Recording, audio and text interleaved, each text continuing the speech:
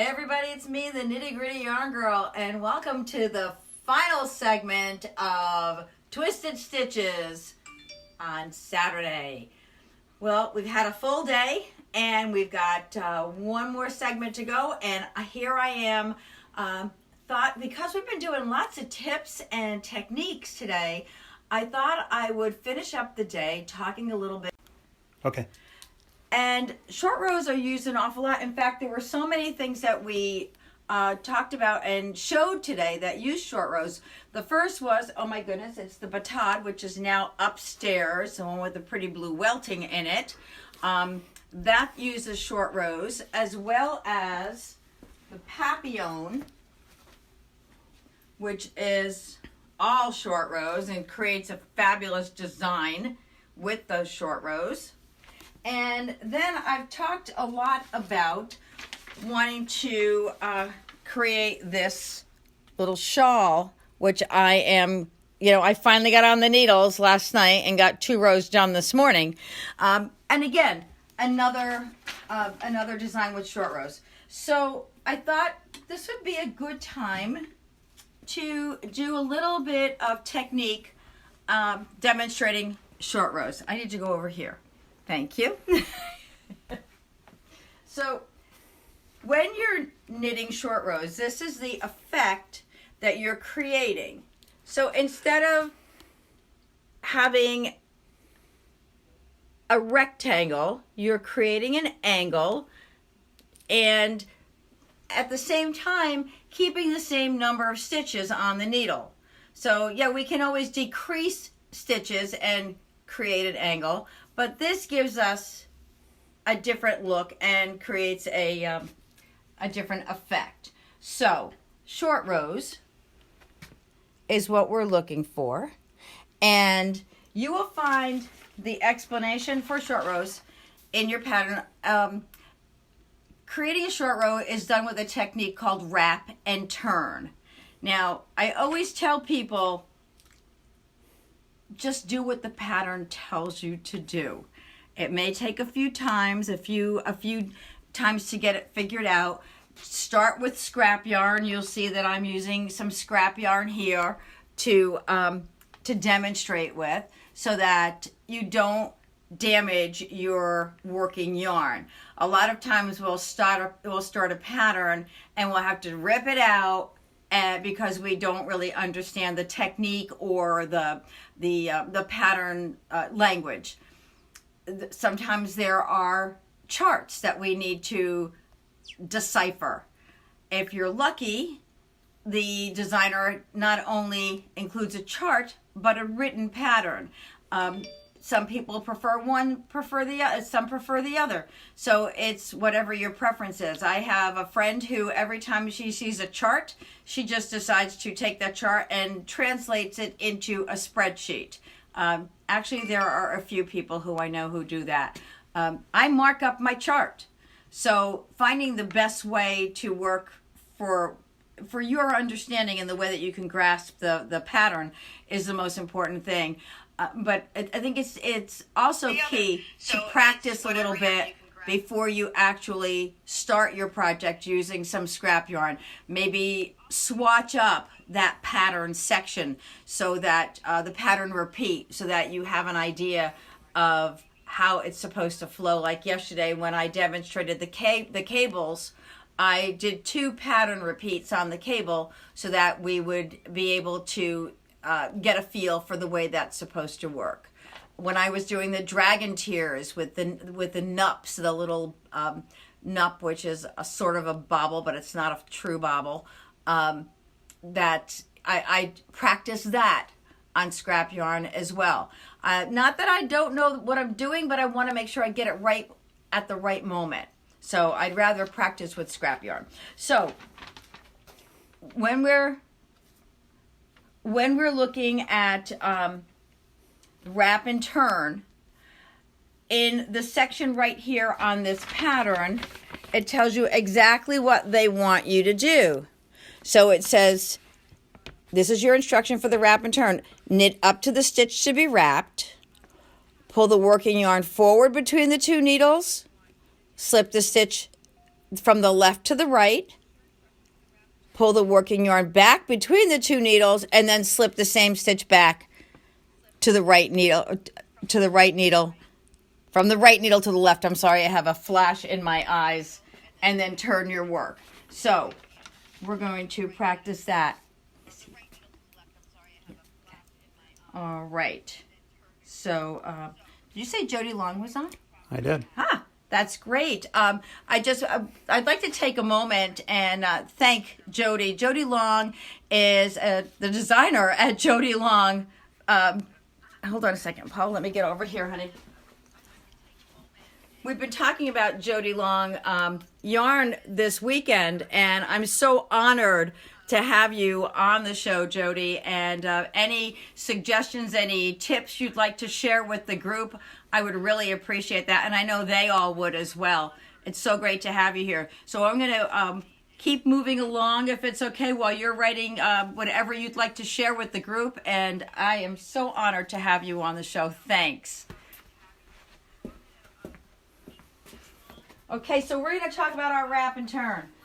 So on this pattern, it tells us to knit to the last 6 stitches. So we're going to knit until we have 6 stitches left on the needle.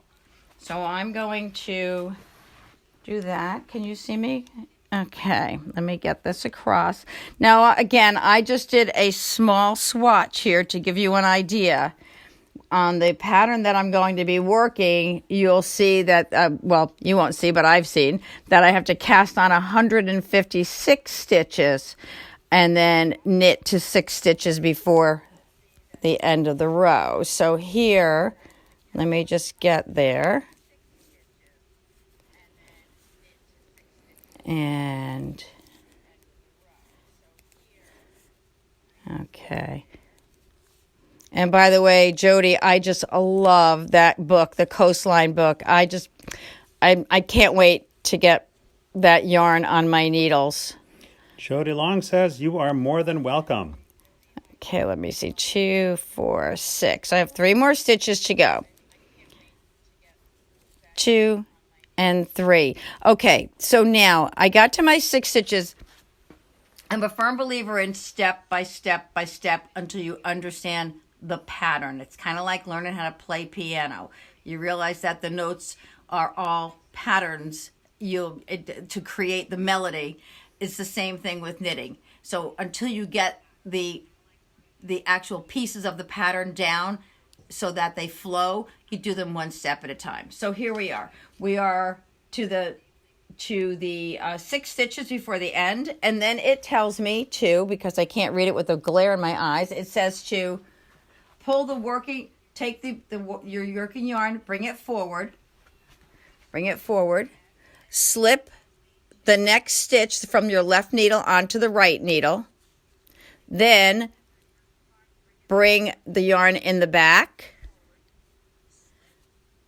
take your slip stitch and bring it back over, turn your work, and put your yarn back. So what you're doing is you're knitting you're knitting a section of the row, and then you're going to work back the other way to create that angle, like your little incline going up a hill. So now I'm going to knit to the end.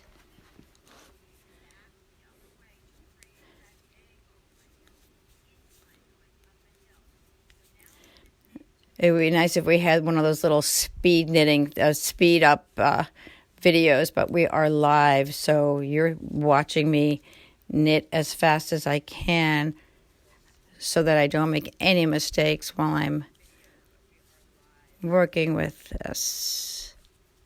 There we go. Whoopsie. There we go. I'm knitting to the end. So we're going to knit to the end, and then our next instruction, and it's always spelled out for you. On this one, we're working in 6-stitch increments. So the last time I knitted a row, I went to 6 stitches before the end. This time I'm going to turn my work, and I'm going to knit to 12 stitches before the end. So I'm going to knit up, And because I only have 26 stitches here on the needle, our work is going to go nice and quickly. And you're going to see how fast you'll see that angle.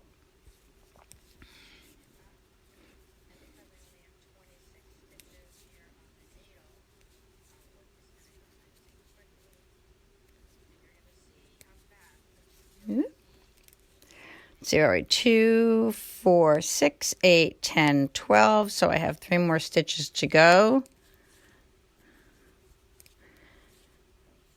Okay, so now it's time to wrap and turn.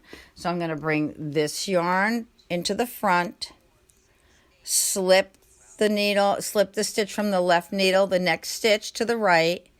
Take the yarn, wrap it around that stitch. Interesting how we call that wrap and turn.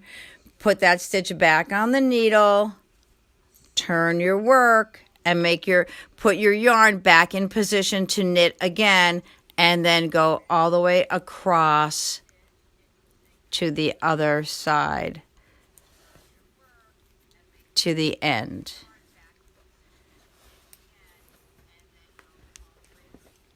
Okay.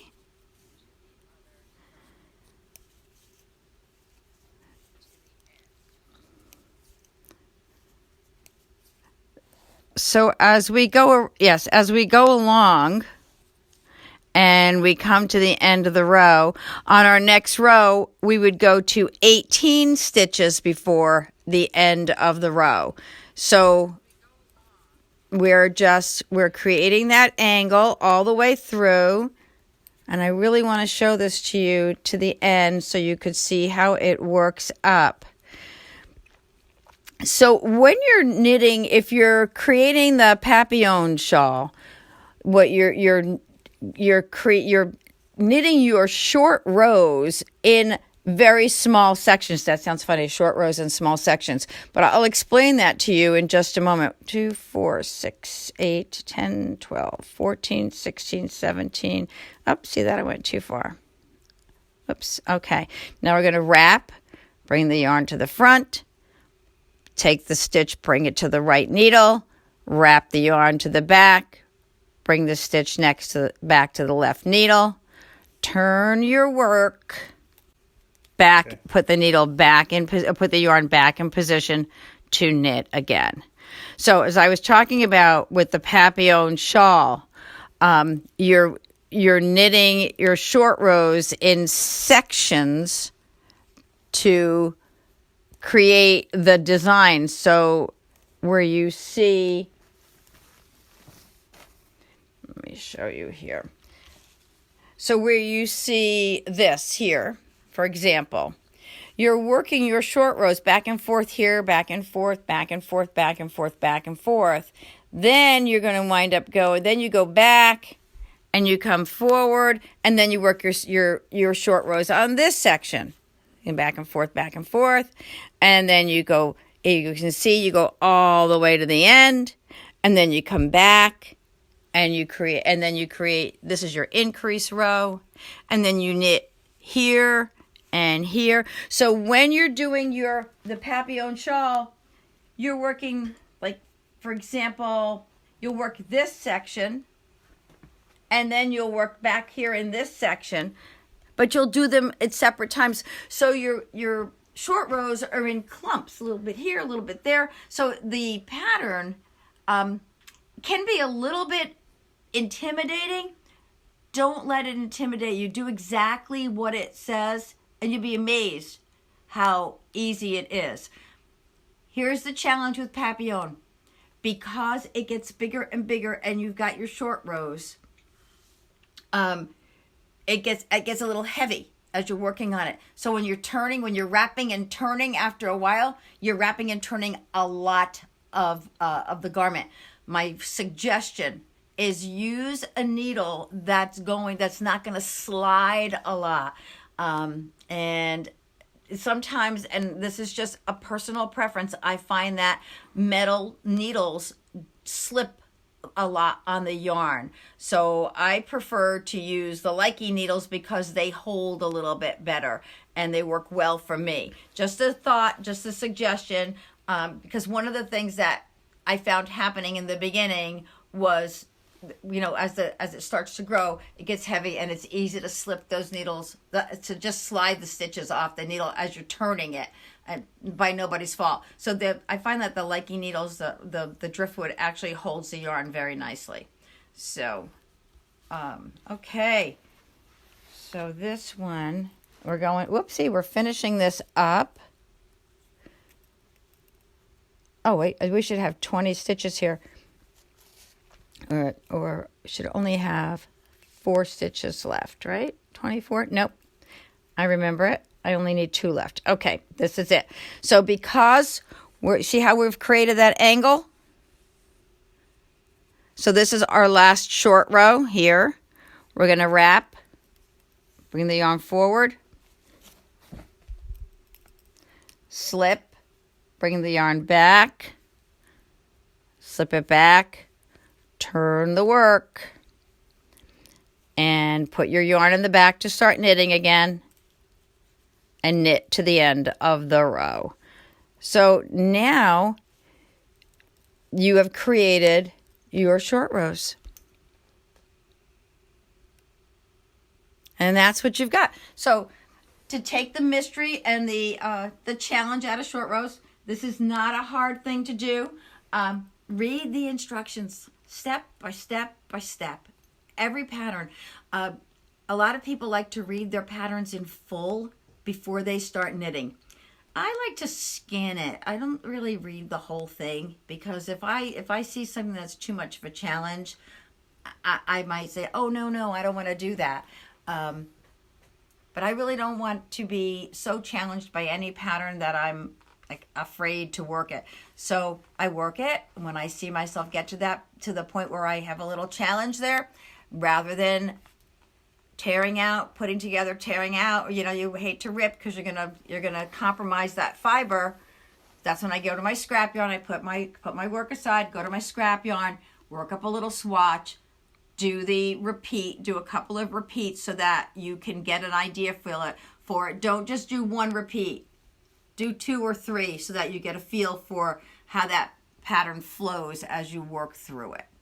Okay, that's our little tip for this show.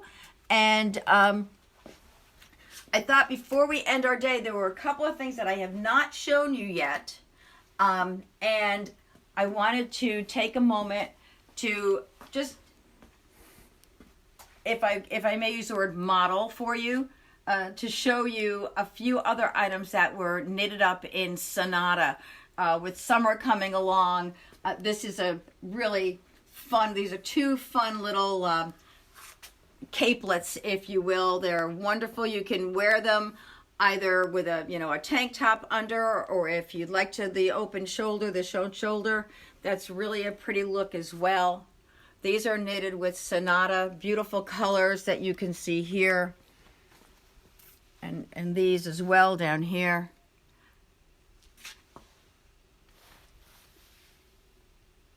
So that's a nice variety. Shows you a little something different. We've been looking at sweaters and shawls and wraps.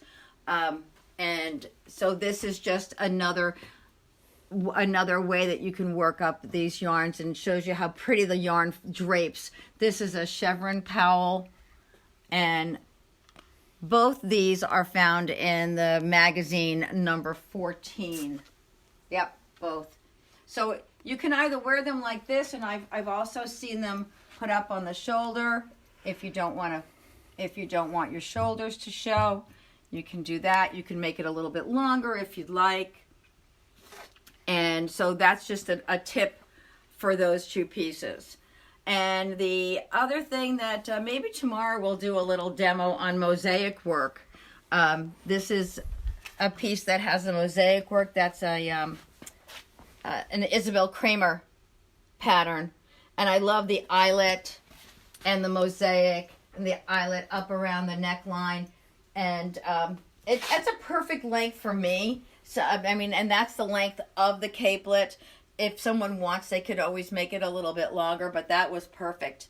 And I used the LRA Superwash worsted weight for that yarn, for that project.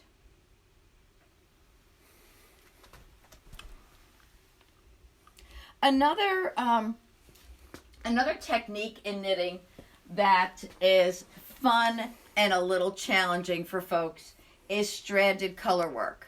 Stranded color work is a great way. You see a lot of this on those Scandinavian knit sweaters, all the different designs that you see.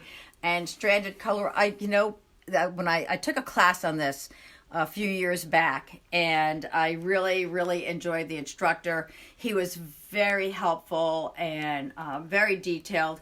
And one of the things that I learned with stranded color work is the importance of, I'm going to turn this hat inside out, of carrying your yarn, carrying one under the other, and always being consistent in the way you carry your yarns, and to be sure that when you're carrying the yarn, you are not pulling, because what happens a lot in stranded color work is we tend to pull.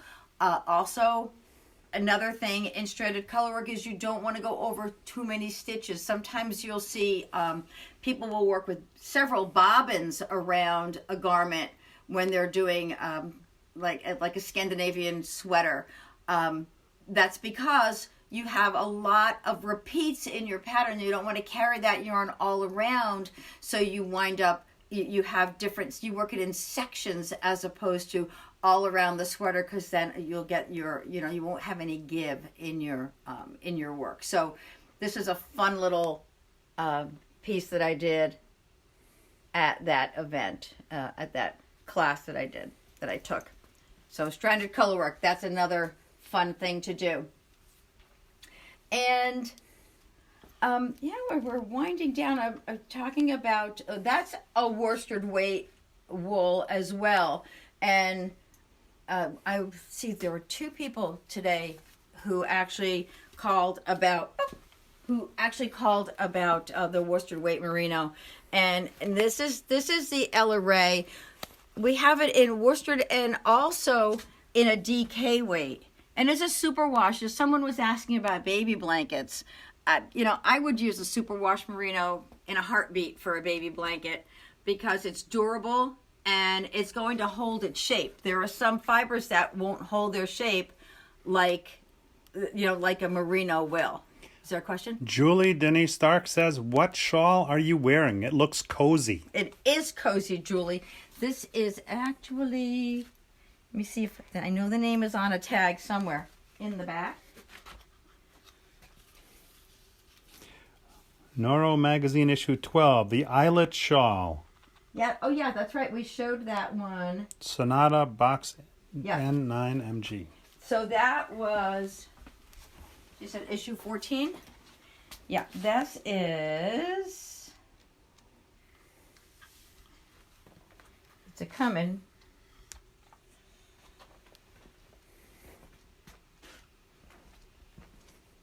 And now it's not going to show its pretty little face. You did say issue 14, right?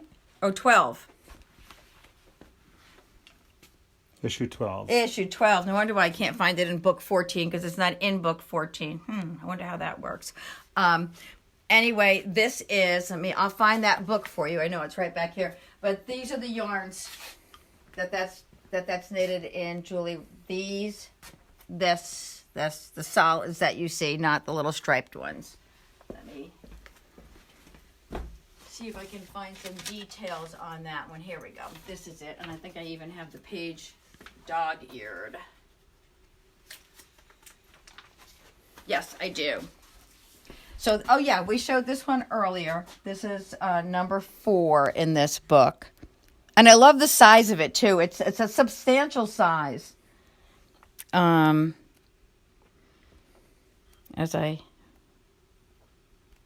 Wouldn't you like a sweater? My husband has not grown to love knitted garments for him yet. But that's okay, because I just wear everything I make for myself. I'm looking for the, there we go. So for that eyelet shawl, you need 2 hanks of your main color and 1 of your contrast color. So that shawl takes 3 skeins of yarn. What do we have there? What do we have left? We have 5 minutes left. 6. Okay, just a few minutes left. I don't want to cut you short on your time. So if there's anything else you'd like to see before we finish our show, let me know. Otherwise, I am going to end our day today with, because it's cold down here and it's cold and damp outside today. The Ella Rae Super Lush Merino is it's a roving. It's a great little yarn with ear warmers, hats. As a matter of fact, you know what I found? I found a pattern for mittens to use to knit with this yarn, and I think that would be amazing. Can you just imagine having those mittens on a cold day when you walk outdoors? That would be fabulous. So this is the Super Lush Merino. It's a super bulky yarn, great for your winter scarves and hats and ear warmer kind of projects. And I think I did this last night. Put that little baby over my head like that. See, just enough. And this is, what we did with this is we took 1 skein of each color, just kind of knitted equal amounts with each one with a real little roll hem on it. And you'd actually have enough, yarn to make 2 if you did, something like this, or to make make an ear warmer and a cowl, or a pair of mittens would take a skein. So these skeins are, they're 66 yards on a skein. So you've got a beautiful, beautiful Lush Merino. And if you wanted to, you could even make a blanket with this. This is a fun yarn for a blanket. You see a lot of those, the arm knitting blankets, which some people are big fans of. Personally, I prefer to use something, if you're gonna do a blanket like that, I would use a super lush merino, like a super bulky like this, rather than using just the plain roving, because excuse me, what folks don't realize is that roving is going to fray unless you actually felt it. And then what happens is a lot of yarn manufacturers came out with the roving, and they plied it with a fine thread, if you will, to hold it together a little bit better. So I love this yarn for that type of project. I would do a lap blanket, or even like something like this to just go over your shoulders when you're watching TV on a cool night. This is a great yarn for something like that. So I think we've come to the tail end of Saturday. If you have not yet shared these shows with your friends, now's the time to do it. I so appreciate all of your support being here on our show with us. I know several of you have been around all weekend long, and I honor you. Thank you so much for taking the time to share it with Nitty Gritty Yarn Girl. So I will be back here along with my cameraman and my crew, Ben and Oreo, tomorrow morning at 9 o'clock. And we will see you here for our show then. Thank you so much for tuning in. Share, visit nittygrittyyarngirl.com, and we'll see you tomorrow morning at 9.